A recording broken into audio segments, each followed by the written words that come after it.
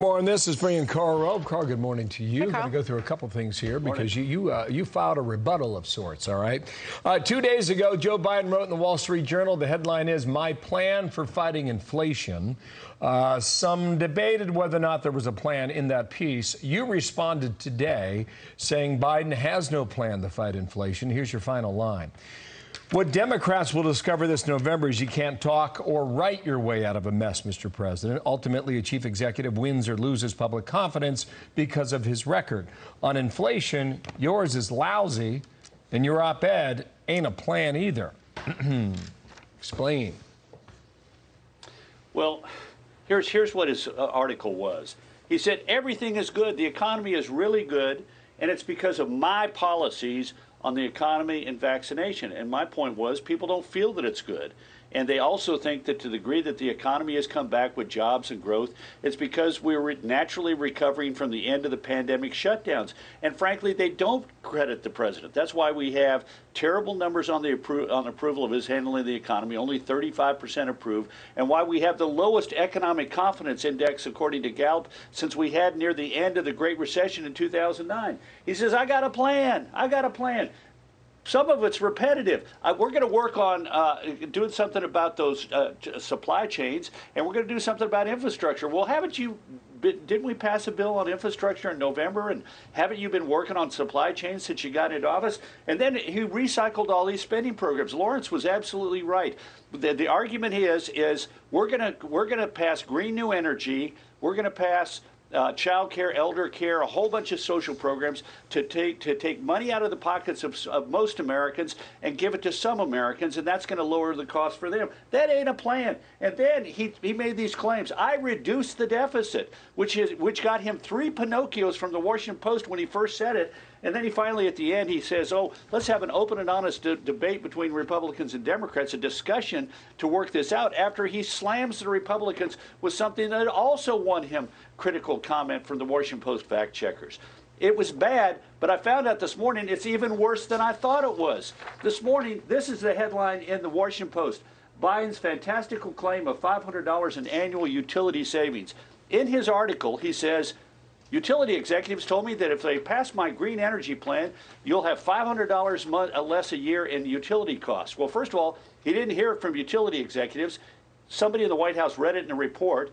The report is not about utility costs. The savings are on us all getting electric cars and not paying for gas.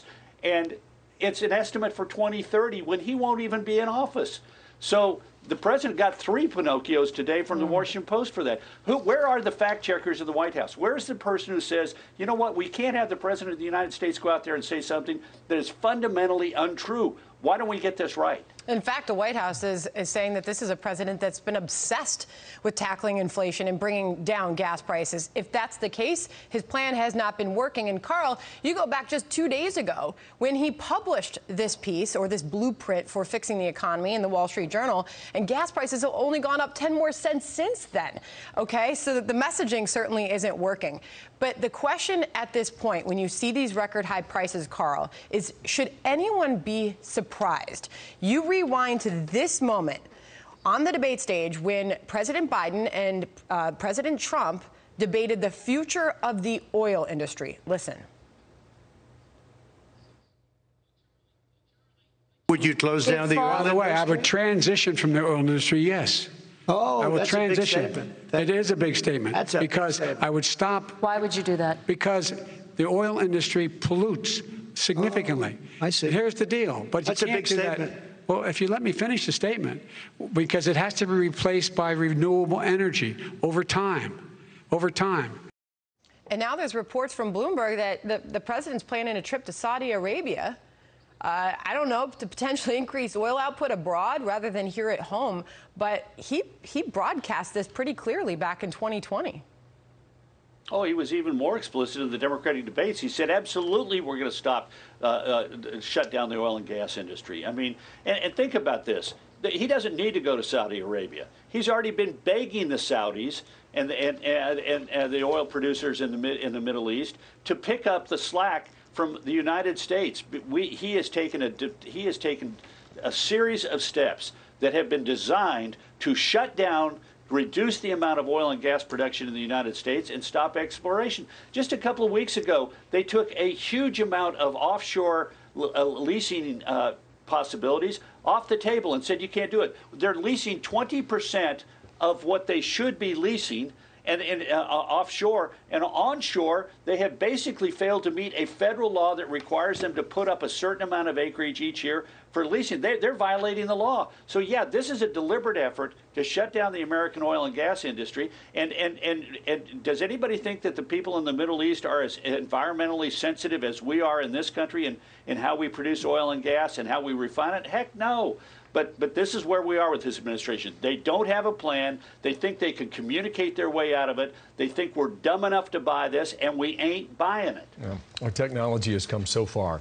Karl, thank you, sir. Yeah. Talk again. Check it out. Wall Street Journal. It's in black and white today. Thank you, Karl. Thank you. Subscribe to the Fox News YouTube channel to catch our nightly opens, stories that are changing the world and changing your life. From Tucker Carlson tonight.